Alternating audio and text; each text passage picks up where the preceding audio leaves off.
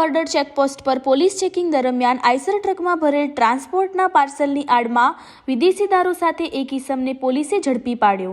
Amirgadh police સ્ટેશનના PI એમ.આર. Barot સાહેબની સૂચના અનુસાર Amirgadh police staff Amirgadh border checkpost પર ચેકિંગમાં હતા તે દરમિયાન રાજસ્થાન તરફથી આઈસર ટ્રક આવતા શંકાસ્પદ જણાતા પોલીસે આઈસર ટ્રક રોકાવી ચેક કરતા ટ્રાન્સપોર્ટના પાર્સલની આડમાં ભારતીય બનાવટનો વિદેશી દારૂની બોટલ રાજસ્થાનથી આઈસર ટ્રકમાં ટ્રાન્સપોર્ટના પાર્સલની આડમાં ભારતીય બનાવટનો વિદેશી દારૂ ગુજરાતમાં ઘુસાડવા જતા પોલીસે વિદેશી દારૂ તેમજ આઈસર ટ્રક સહિત કુલ મુદ્દામાલ કિંમત ₹5,48,500ના મુદ્દામાલ સાથે રાજસ્થાનવાળાને પોલીસે ઝડપી પાડી પ્રોહિબિશન હેઠળ ગુનો નોંધી કાયદેસરની કાર્યવાહી હાથ ધરી હતી।